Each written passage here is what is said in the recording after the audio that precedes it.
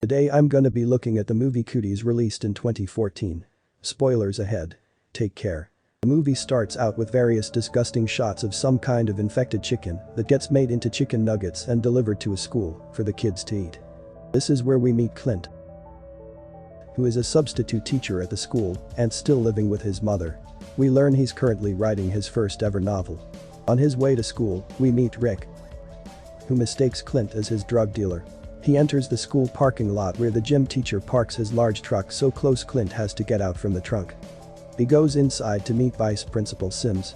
He explains that no one is allowed to have any cell phones, and so he takes Clint's. After that, he heads to the teacher lounge, where he meets Tracy, who's talking about tennis. And Rebecca warns Clint that she has a rape button that will contact the police and they'll be there in a few minutes if he tries something.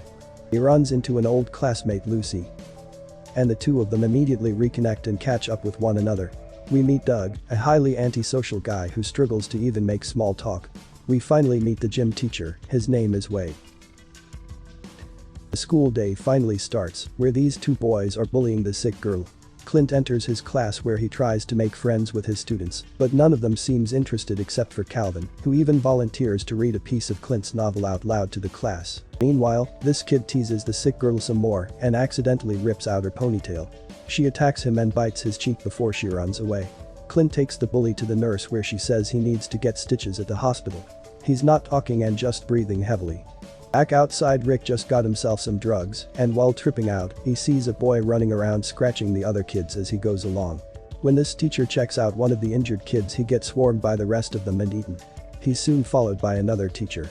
The principal runs outside to stop the kids, but he gets caught by them and ripped apart as well.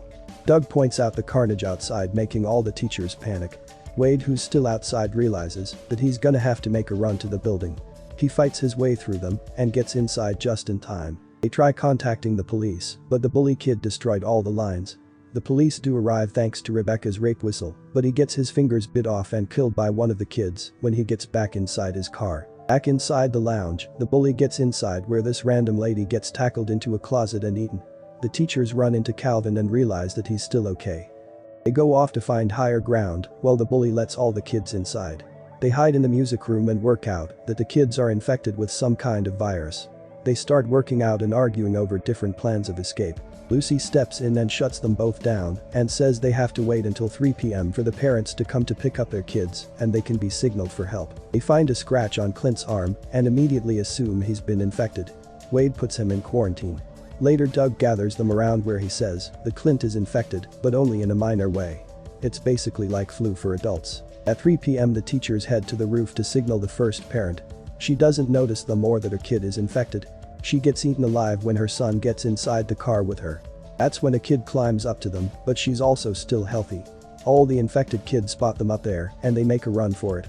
They run through the school while pursued by the little monsters where they enter the Liberty Hall.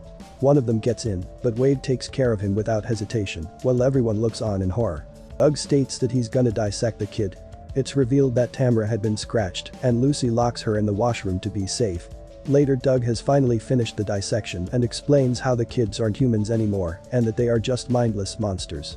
But he figured people who have gone past their puberty are safe from it, so Tamara should be immune. That's when one of the kids turn off the lights and they realize that Calvin had passed out. He's diabetic, so he needs sugar. They start hearing noises in the vents and outside the room. When the door opens, it turned out to only just be the janitor. But that's when the kids start swarming the room from another entrance and they all run for it. The janitor leads them down into a safe room where they hear that kids all over the town people need to evacuate, leading our survivors to realize they're alone. That's when they work out a plan to take the air ducts to grab Wade's keys and then they can all escape with his truck. Since Clint is the smallest, he has to be the one to do it. Lucy has a major freak out and decides to follow after him. They break into the teacher's lounge where they get a snack for Calvin and Wade's keys. Lucy heads to the office to get their phones back while Clint gets a visit from an infected girl. Lucy finds that the phones are broken while Clint gets spotted and chased into the air ducts. Clint throws the candy bar to the others and they enter another room where they barricade themselves in the room. The kids give up on Lucy and Clint and start heading to the others. Wade gets it closed just in the nick of time. And the group starts panicking. The two groups get in contact over walkie-talkies and Clint gets an idea. Lucy throws some pills to some kids and they start chowing down. Meanwhile, Wade gets the others to scavenge the entire room and gather all the weapons and equipment they can. When they're ready, they head out and meet up with Clint and Lucy. While they walk through the halls, Wade shows off his ball launcher. The janitor stays behind to fight some kids off. The rest of the group steps out of the school.